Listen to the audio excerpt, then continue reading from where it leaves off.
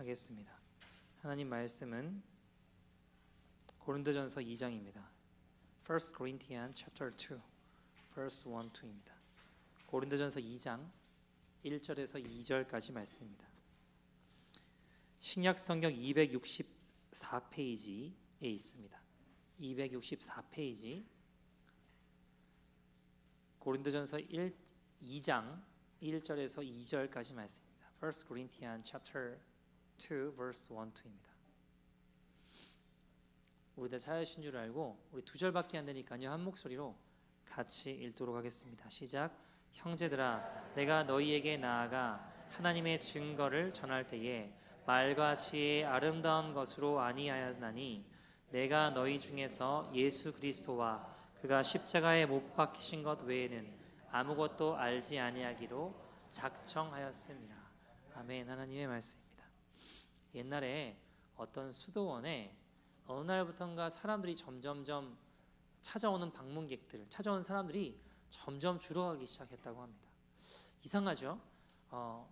수도원의 영성을 사모하고 하나님의 임재를 갈망하는 이들이 많이 있을 텐데 어느 날부터 그 수도원을 찾는 사람들이 기하급수적으로 줄어들기 시작했습니다. 사람들의 발길이 줄어들었습니다. 예전 같지 않은 거예요.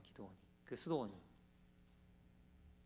그래서 그 일을 놓고 왜 이렇게 됐을까 깊이 고민하던 이 수도원 원장님이 기도를 많이 하는 한 지혜자를 찾아가 상담을 하게 되었습니다. 그러자 그 지혜자가 이렇게 일러주었습니다. 지금 수도 원장님의 수도원이 침체된 것은 수도원 사람들이 큰 죄를 짓고 있기 때문입니다. 그러더래요. 그 소리를 듣고 이 수도원 원장님이 깜짝 놀라셨어요. 왜요? 아니, 우리는 여기 수도원에 들어오려면 아시겠지만 여러분, 모든 걸 다 버리고 들어와야 돼요. 그냥 여기서 지낼 수 있는 게 아닙니다.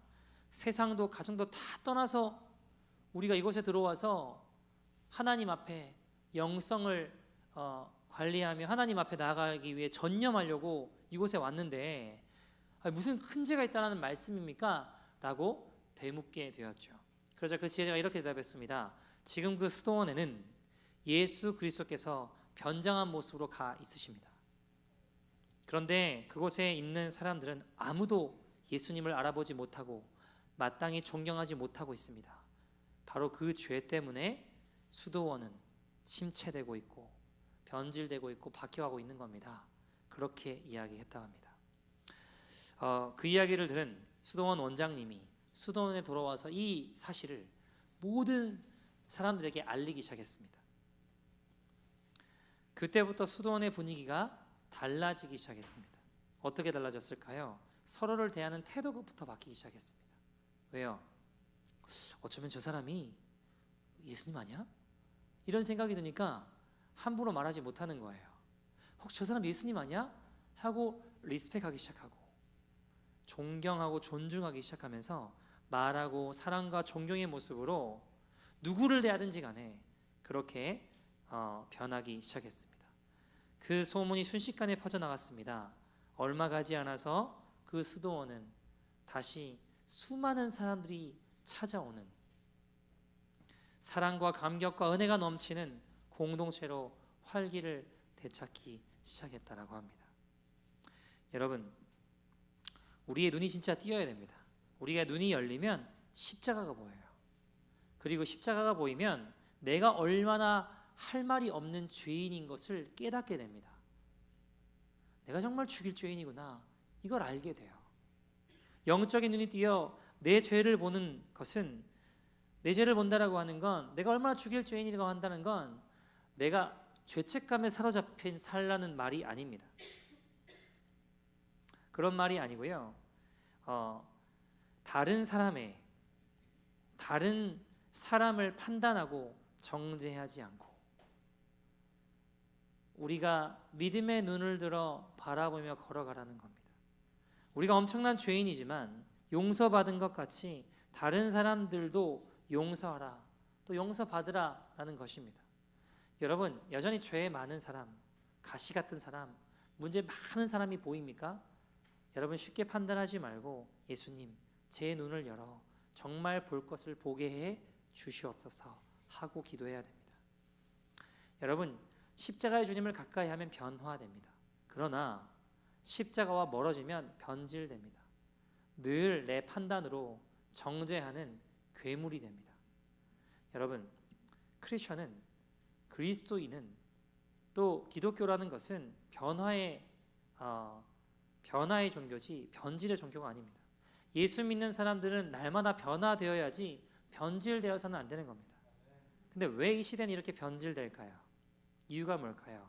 교회는 거룩을 잃어가고 하나님의 말씀보다 내 생각, 내 가치, 인본주의를 바탕으로 죄를 받아들입니다. 그래서 이 나라도 그렇겠지만 동성애, 낙태, 마약 등등 음란, 죄가 팽배해도 다 그렇게 사니까 다들 그러려니 하고 그냥 받아들여요. 그게 교회라도 상관없습니다. 여기가 교회인지 세상인지 구별됨을 잃어버렸습니다. 그냥 내버려둬요. 여러분, 나는 그 정도는 아니야. 여러분, 나는 안 그런다 해도 우리 마음 가운데 하나님 말씀보다 다른 것들을 더 많이 보고 원하고, 그것이 우리 안에 조금씩 변질되어 가고 있는 우리의 내면의 증거 아니겠습니까? 어떤 한 성도님이 올 초에 일주일 정도 금식을 하셨대요. 되게 은혜로운 시간이었다고 합니다. 금식하시면서 내 죄도 보고 하나님의 음성도, 하나님의 어떤 은혜들도 더 많이 깨닫고 느끼고 누리고. 근데 금식 끝나고 나서 배고픈 건 한 이틀 지나니까 괜찮았대요. 3일, 4일, 5일, 6일, 7일 괜찮았는데 이제 문제는 끝나고 나서부터. 끝나고 나서 금식할 때는 어때요? 하나님 은혜를 많이 누리니까 이제는 내가 올해는 정말 잘 걸어가겠다 했는데 그 금식 끝나고 막 먹기 시작하는데 이상하게 내 안에 이런 게 있었나 싶을 만한 탐욕부터 여러 가지 것들이 막 일어나는 내 모습을 보면서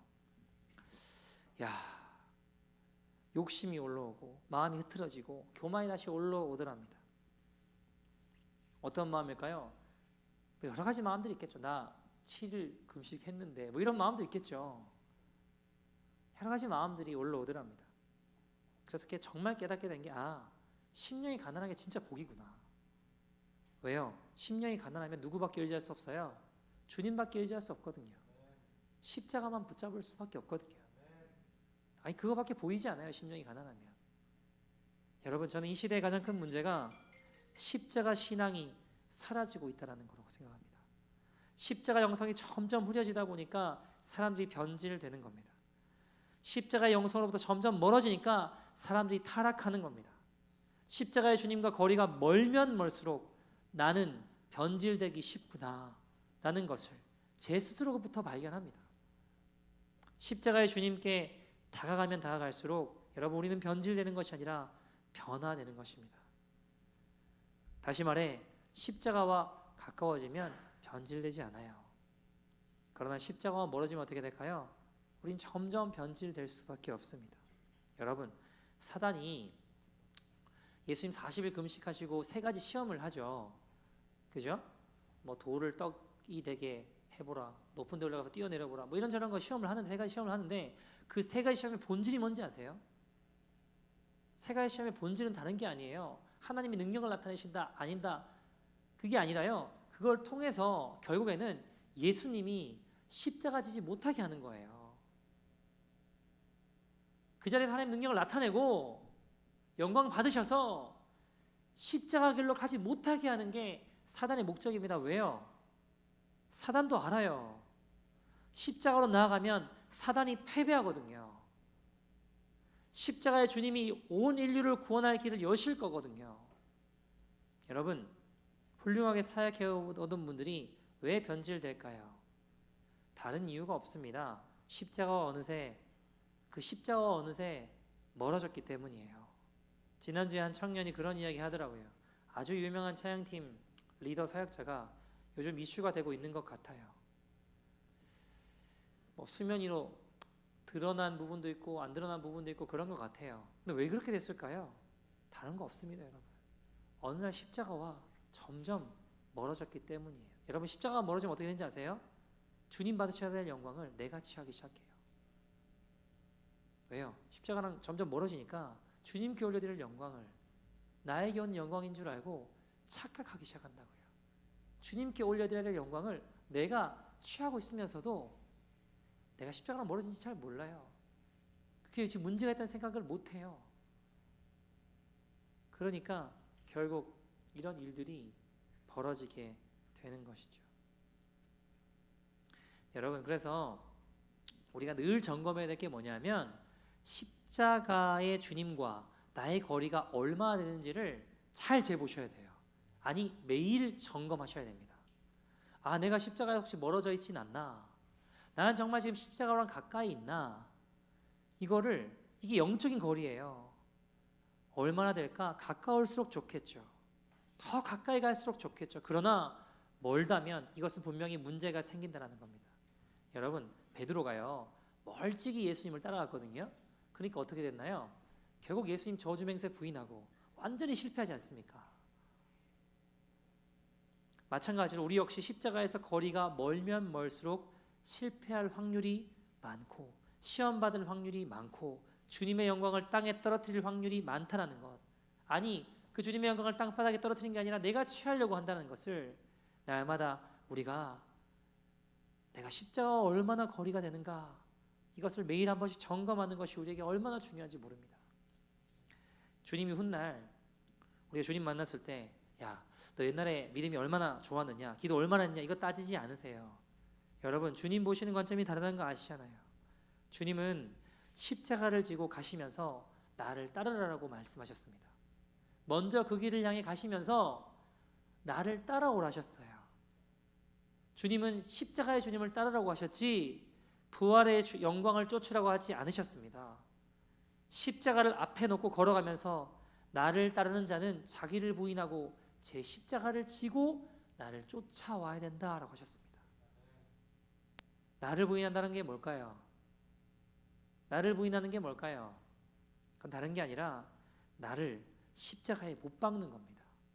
내 욕심, 내 교만, 내 자랑, 미워하는 마음, 용서하지 못하는 마음, 내 육신의 소욕, 그 모든 소욕을 십자가에 못 박고 주님을 따르는 거예요.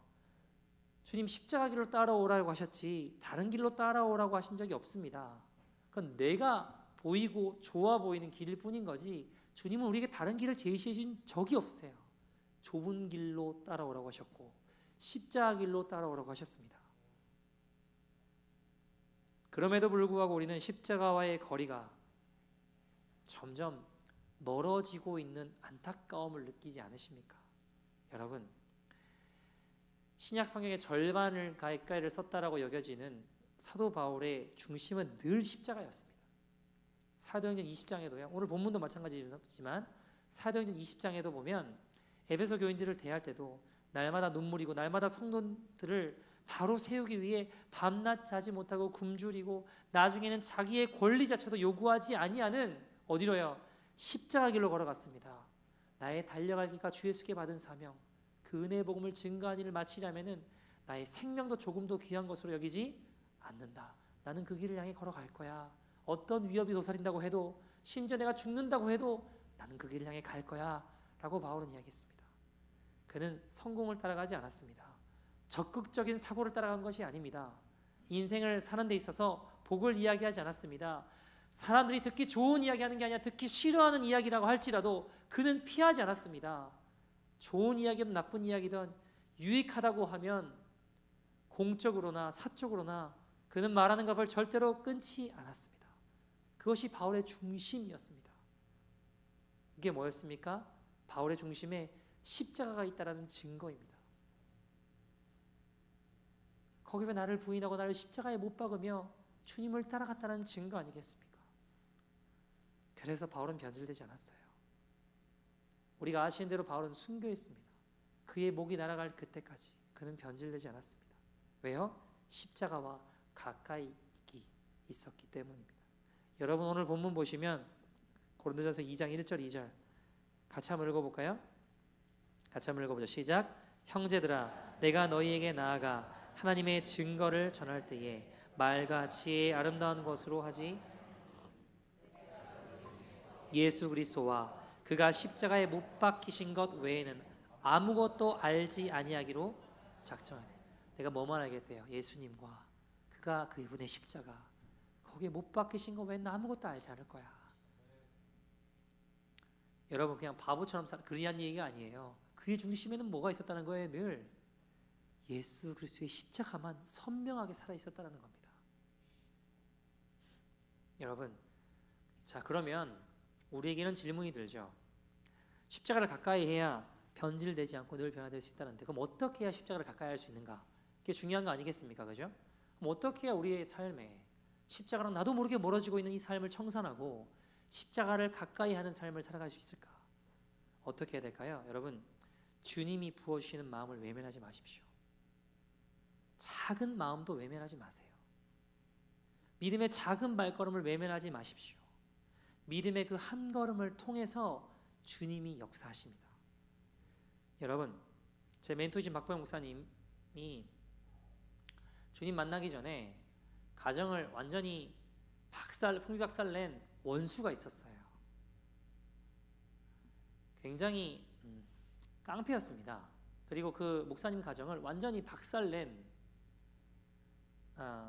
그 원인 제공자 깡패였고 아주 유명한 사람이었습니다. 얼마나 이제 목사님 가정과 모든 것이 다 박살나고 다 깨지고 난 다음에 목사님이 그 사람 너무 밉잖아요. 복수를 하고 싶었대요. 죽이고 싶었대요. 그래서 그 사람 다닌 동선까지 다 파악해놓고 죽일 계획까지 다 세워놨대요. 그 깡패 어떻게 죽일까. 너무너무 화가 나고 너무너무 속상하니까 내 인생을 완전히 파탄낸 저놈을 내가 어떻게든 죽여버릴 거야. 그런 계획까지 다 세워놓으셨었대요. 근데 이제 세월이 이제 박보영 목사님이 근데 주님을 만나게 된 거예요. 주님을 만나게 되고 모든 삶을 다 청산하고 이제 이 길로 들어오셨죠.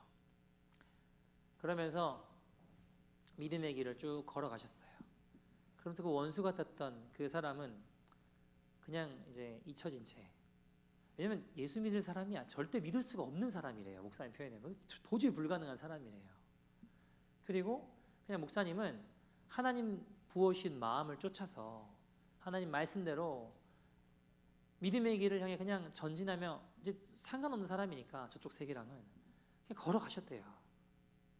하나님 부어주신 마음들을 순종하며 주님의 음성을 따라 순종하면서 어렴풋하게 주님 기뻐하신다고 하면 또 순종해보고 이거 주님 기뻐하시겠지 하면 손해가 나고 힘들어도 그렇게 해보기도 하고 그렇게 쭉 걸어가셨대요. 근데 어느 날 소식이 들리는데 말도 안 되게 그 철천지 원수 같은 그 사람이 아프리카에 선교사로 나가 있는 거예요. 변화돼서 그냥 나간 게 아니라 회심하고 변화돼서 선교사로 나가 있는 거예요. 그 소식을 듣고 김성준 목사가 그걸 알고 이제 목사한테 연락을 했어요. 그래서 이제 그 소식을 전하고 그 이야기가 그 원수 같았던 사람이 또 목사님 이런 상황들을 알게 됐어요. 정말 회심하고 변화돼서 성자처럼 살고 있더래요. 보니까 정말 외진데에 들어가서 그렇게 살아가고 있더라는 거예요. 나는 그냥 주님 보신 마음을 따라 걷기만 했는데 말도 안 되는 일들이 막 벌어지는 거예요. 그리고 그 소식을 목사님이 알았다는 걸 그 사람이 알게 되니까 이 사람이 더 찾을 수 없는 곳으로 또 들어가 버린 거예요. 아무도 찾을 수 없는 곳으로 들어가서 나는 자기는 죽일 죄인이라고 하면서 나 같은 인생은 정말 죽일 죄인이라고 하면서 하나님 나 같은 죄인을 구원하셨다 그러면서 더 말도 안 되는 누구도 찾을 수 없는 곳으로 들어가 버린 거예요.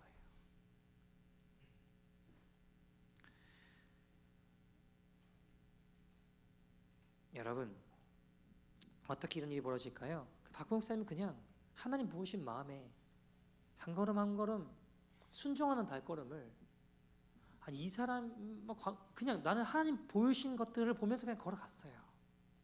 근데 하나님은 그 너머에서 모든 일들을 준비하시고 계획하시고 일하시더라는 겁니다.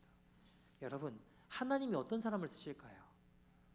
하나님 쓰시는 사람은요 하버드 나온 사람이 아니고 학벌이 좋고 실력 있고 능력 있는 사람이 아니라요 순종하는 사람을 쓰세요. 여러분 우리가 뭐 유엔 사무총장 되면 주님 우리를 쓰실까요? 하나님 기뻐하실까요? 그렇지 않아요. 내가 유명하고 실력 있고 대단한 사람이 돼서 하나님의 기쁨이 되겠다. 그건 바벨론식의 사고예요. 세상의 원리입니다. 높아져서 군림하면 하나님 기뻐하실까요? 세상의 원리예요. 꼭대기에 올라가서 하늘까지 닿는 거, 바벨탑 짓는 거랑 뭐가 다릅니까? 하나님의 방법은 정반대입니다. 여러분, 1등 해야지만 주님이 기뻐하신다면 나머지는 하나님의 기쁨이 될 수 없는 거 아닙니까? 모든 사람에게 적용이 안 된다는 복음이 아니라고요. 하나님의 방법은 순종하는 사람들과 함께 하세요. 우리가 아무리 부족해도 하나님 그 부르심에 응답하는 자를 통하여 일하시고, 우리가 무슨 한 5개국어 정도 하고 집안이 좋고 빽이 좋고 유명한 대학 나왔기 때문에 사용하신다고 생각하면 굉장히 큰 오산입니다. 박보영 목사님 몇 개국어 하실까요? 한국말밖에 못하세요. 네, 하나님 왜 그렇게 쓰실까요? 의사였기 때문에, 재벌의 사위였기 때문에, 몇십억 되는 거, 아니 사실 누가 그때 계산해 보니까 800 몇십억이라고 했는데, 아무튼 지금 따지면 그 큰 돈을 가난한 자들에게 나눠줬기 때문에 아니에요. 하나님께서 13년 만에 목사님에게 나타나셔서 보여주셨던 건 의사 면허증을 찢어버리고 일러 들어서는 장면이 아니었어요. 네가 나를 지켜줬다. 이제 내가 너를 지켜줄 거야. 내가 너를 높이 들 거야. 내가 너를 사용할 거야 하시며 보여주신 장면은요, 집에서 굶고 있는데, 굶고 있는 아이를 생각해서 식사 자리에 숟가락 내려놓은 거. 가난하고 연약한 자들을 생각하는 하나님의 마음에 대한 순종이었습니다. 부으신 마음에 대한 순종이요. 스펙 없어도 하나님 앞에 수많은 스토리가 있는 사람을 하나님이 사용하십니다. 여러분, 성경에 보시면 엘리야가 바알, 아세라 선지자들 수백 명하고 싸우잖아요. 그죠? 누가 참신인지 한번 확인해보자. 그러니까 누가 참신인가? 재단에 재물을 놓고 재단을 쌓고 하늘에서 불이 떨어지는 쪽이 참신이다 해가지고 바알, 아세라 이쪽 선지자들이 수백 명이 먼저 막 북치고 장구치고 온갖 난리를 다 돼요, 안 돼요? 안 되죠. 나중에는 자해까지 하고 몸에 피를 내면서 불이 떨어지라고 바알 신이 응답하라고 하는데 돼요, 안 돼요? 안 되잖아요. 안 되잖아요. 불이 안 붙어요. 그에 비해 엘리야 어떻게 해요? 성경을 가만히 보면요, 그냥 불이 떨어지게 해주십시오가 아니에요. 제단을 혼자 쌓아요. 그리고 거기다가 물을 대통 12통으로 갖다 부어요. 물이 가득했다고요, 도랑에. 어떻게 거기에 불이 붙냐고요. 근데 붙었어요, 안 붙었어요? 붙었어요. 왜요? 그것은 사람의 불이 아니었기 때문입니다. 우리는 늘 원망합니다. 상황 원망합니다. 물 부었다고 원망하죠. 물 넘치지 않냐고, 불이 어떻게 붙을 수 있냐고 우리 이러고 살아요. 그러나 성경에 하나님의 물은 도랑에 물을 태울 뿐만 아니라 돌까지 태웠다고 했습니다. 우리의 삶에 왜 능력이 안 나타나는지 아세요? 하늘의 불이 아니라 우리가 불을 만들어내고 있기 때문이에요. 여러분, 하늘의 불은 우리의 순종을 통해서 이루어집니다. 대단한 것이 요구되는 것이 아니라 하나님 부으신 그 마음, 그 작은 발걸음을 통해 하나님 역사하십니다. 여러분, 그때 우리는 십자가의 영광을 볼 것입니다. 우리를 십자가의 은혜로 회복시키시고 우리를 이 시대의 용사로 사용하시는 주님을 볼 것입니다. 다윗이 여러분 골리앗 앞에 딱 섰을 때 포부가 대단하고 능력이 있어서 쓴 게 아니에요. 내가 저놈 이겨 이 나라의 왕이 되겠다고, 내가 저놈 이기면 나중에 왕 될 거야, 그러고 쓴 게 아니에요. 그럼 큰 포부가 있었다거나 그런 목적이 있었던 것이 아닙니다. 그저 하나님의 이름을 조롱하는 할례 받지 못한 다윗의 궤변에 주님을 지켜드리겠다는 마음이 부어지니까 그 마음에만 순종한 겁니다. 그때 주님이 역사하신 거예요. 여러분, 우리가 종교개혁을 이룬 개신교회의 시작이 되는 마르틴 루터가 종교개혁할 때, 야, 내가 이번에 카톨릭 타락했으니까 내가 종교개혁을 일으킬 거야, 큰 포부와 꿈을 가지고 마르틴 루터가 한 게 아니에요. 그 당시에 캐톨릭이 너무 타락하니까 말씀해봐도 이건 아닌데 하니까 그냥 시골 목사였던 그냥 루터가 90의 구주 반박문 그냥 종이에다 써가지고 교회에다 갖다 붙인 거예요. 캐톨릭이 무시하면 아무 일도 안 일어났어요. 그냥 시골 목사 한 명이 갖다 붙인 거에 카톨릭이 갑자기 발끈해가지고 싸움이 되면서 루터가 막 내가 이를 통해 종교개혁을 이루고 이런 거 아니었다니까요. 하나님 부으신 마음에 순종해서 그냥 글 하나 써서 갖다 붙인 것밖에 없어요. 근데 그것이 시작이 돼서 그를 통해 종교개혁이 이루어졌다고요. 여러분, 한국에 있었던 평양대붕 회개운동이었죠. 죄악으로 얼룩진 이 나라가 십자가의 예수님께로 가까이 가게 하는 회개 역사였습니다. 재밌는 건 뭐냐면 아무도 그런 회개 역사 대부흥을 기대하고 장대현 교회에서 길선주 장로님이 예배드렸던 거 아니에요. 내가 여기서 회개하면 엄청난 부흥이 임할 거야 이런 거 기대한 거 아니라니까요. 그런 일이 일어날지도 몰랐어요. 길선주 장로님이 그냥 예배 가운데 내가 친구 돈 떼먹은 나쁜 놈이라고 공개 자복하고 회개할 마음을 주시니까 앞에 나도 공개 자복하고 회개한 거예요. 왜요? 주님 부으신 마음에 그저 순종한 거라고요. 그때 무슨 일이 벌어져요? 하나님의 부흥이 평양으로부터 온 나라에 임하기 시작한 겁니다. 여러분, 길에 물건을 놔둬도 그 다음 날 나도 그 자리에 있게 됐대요. 아무도 가져가지 않았대요. 일본 일제시대 때 일본 순사들이 교회로 와 있었대요. 왜요? 교회 오면 사람들이 회개하고 자기 죄를 자복하니까 잡아가려고. 그런 기록들이 있어요. 엄청난 부흥이 일어났습니다. 역사에 손꼽히는 불이, 회개의 불이, 하늘의 불이 한반도 임한 겁니다. 여러분, 오늘 하나님 부어주시는 마음에 한 걸음 순종하는 믿음의 용사들이 오늘 이곳에 일어나기를 소원합니다. 십자가를 가까이 하는 자들을 통해 하나님의 부흥이 일어날 줄 믿습니다. 십자가의 영성을 회복하여 변질이 아니라 변화되는 세대가 이곳으로부터 일어나기를 소원합니다. 한 이야기 드리고 말씀을 좀 정리하죠. 여러분, 얼마 전에 오셨던 구재영 목사님 기억하세요? 그 서울역 쪽방촌에 사역하시는 분. 참 귀한 분이세요. 보면 제가 고개가 자꾸 숙여지고 말씀을 잘해서 막 언변이 뛰어나서가 아니라 그냥 그분 살아가는 삶을 보면 자꾸 고개가 많이 숙여져요. 한국가 때 있을 때, 한국 갈 때면 서울역 가서 그분 사역하시는데 그냥 숟가락 얹어서 따라다녀 보기도 하고 그렇게 하는데요. 너무너무 귀한 분이시죠. 여기서 어떻게 살지? 이런 생각이 들어요. 불 켜면 막 바퀴벌레들이 구멍이란 구멍으로 다 뛰어들어가요. 귀로도 들어가고 뭐 아무튼 불만 켜면 얘네가 난리예요. 그 조그만 쪽방촌에 어떻게 사시나. 더 충격적인 건 사실 이분이 한쪽 귀랑 한쪽 눈이 잘 안 보이고 안 들리세요. 한쪽 눈이 안 보이시고 한쪽 귀가 잘 안 들리세요.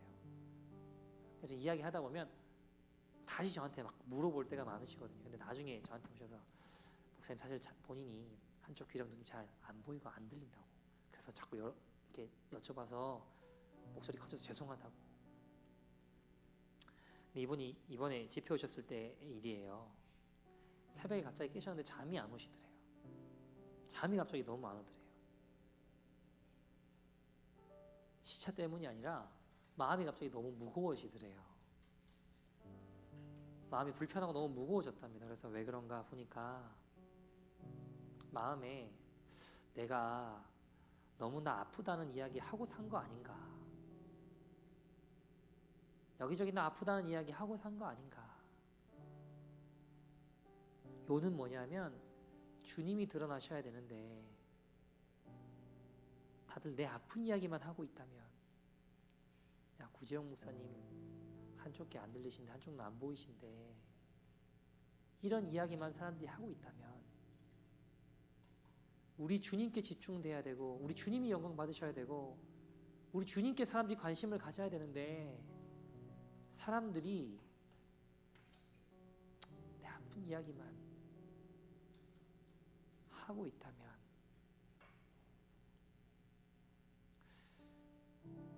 주님께 갑자기 너무 죄송하더래요. 잠이 안 오시대요. 잠이. 그러면서 막 회개가 터져 나오셨다고 해요. 주님만 영광 받으셔야 되는데 내가 드러나고 내가 주님 영광 가로채고 있는 건 아닌가. 주님 죄송해요. 주님 죄송해요 하고 그 새벽에 밤을 지새우셨다고 하더라고요. 제가 그 이야기를 듣는데 많이 부끄러웠어요. 제 자신을 많이 돌아보게 되더라고요. 나는 과연 십자가의 주님의 영광을 가로채고 있는 건 없는가? 우리 나도 모르게 십자가와 멀어지면 내가 영광 받으려고 해요. 주님은 흥하셔야 되고 나는 쇠하여져야 되는데, 주님 영광 받으시고 나는 자꾸 사라져야 되는데, 자꾸 내가 주님 자리 차지하려는 건 아닌가? 나도 모르게 내가 정신 차리지 않으면 어느새 십자가와 멀어져서 박수 받는 게 좋고 영광 받는 게 좋고,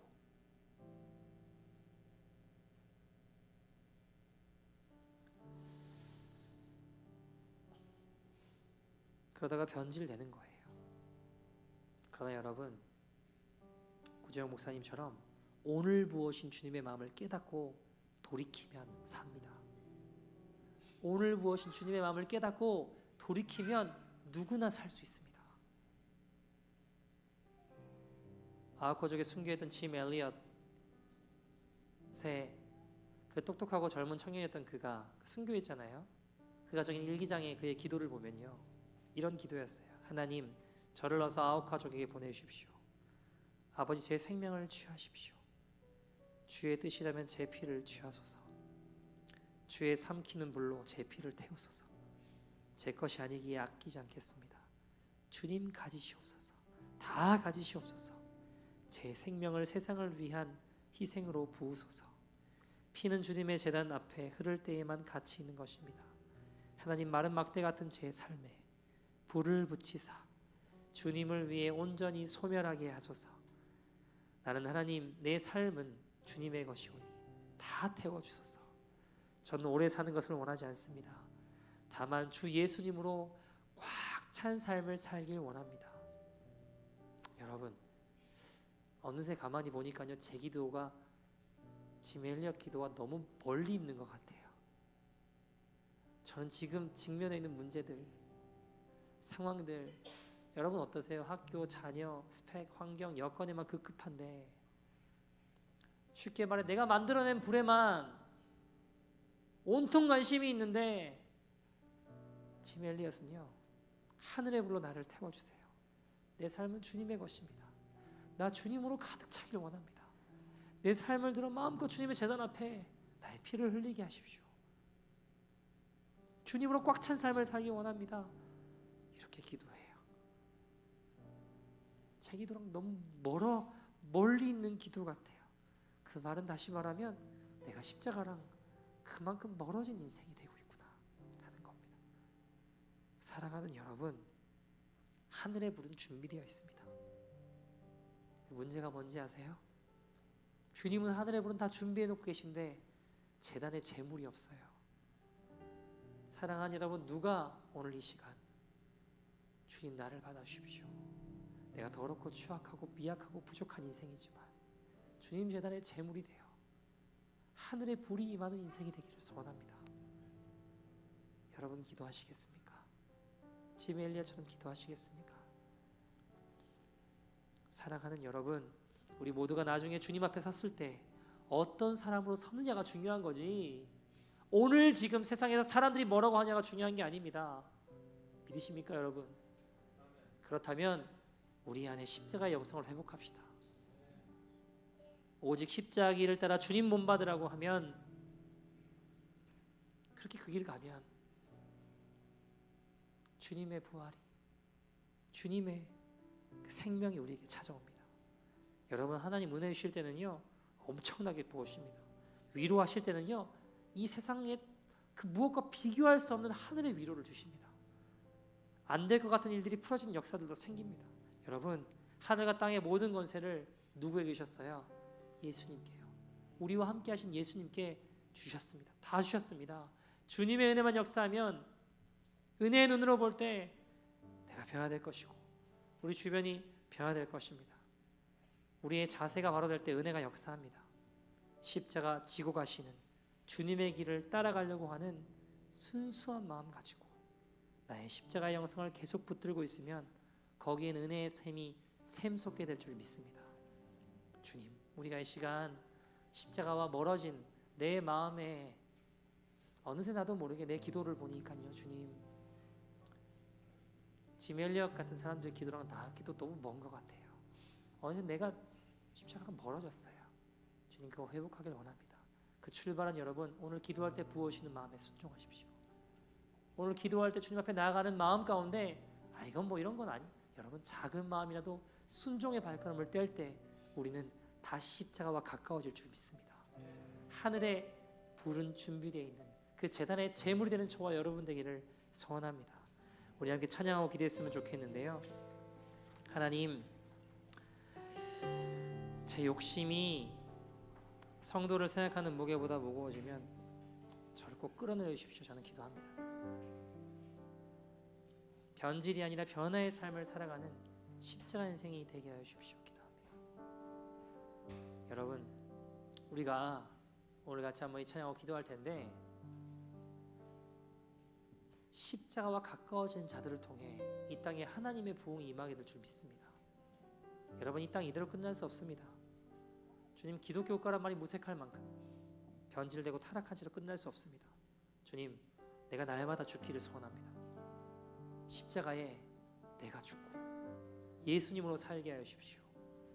나도 모르게 어느새 주님의 영광 가로채고 있는 내가 박수받기를 원하고 내가 존경받기를 원하고 주님은 외면하고 거절하고 있는, 또 주님 부으신 마음에 소홀히 여기 있는 내 모습, 이제 그 모습 떠나 주님의 주신 마음들 경히 여기지 아니하며 순종하여 주님 사용하시는 십자가의 주인공들 되게 하여 주시옵소서.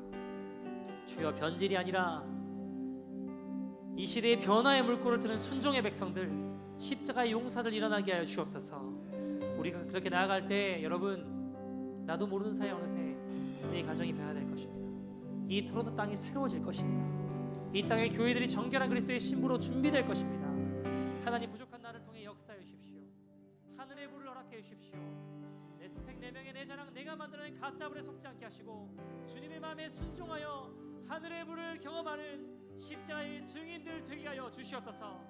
우리 이 찬양하며 나가겠습니다. 나의 평생에 오직 주님만 사랑하리. 주님 품 안에 아이와 같이.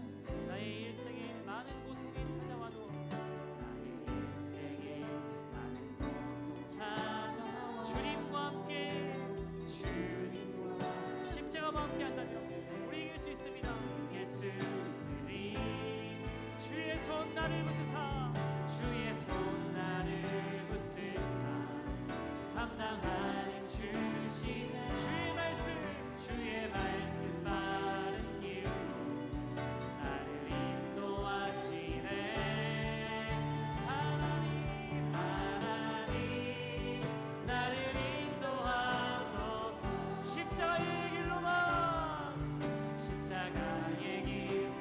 가게 하소서. 하나님 나를 인도하소서.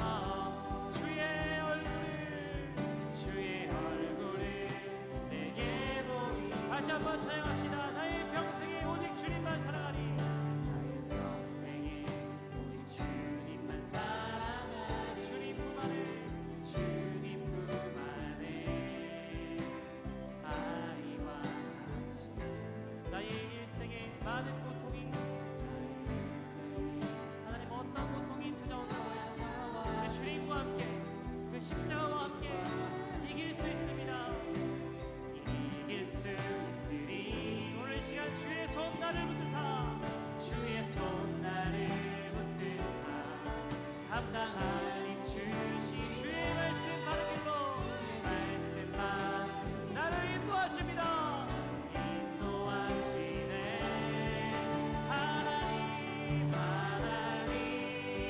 나를 인도하소서. 십자가의 길로만 하나님, 나 십자가와 가까워지길 소원합니다. 주님 부으신 마음을 외면하지 않는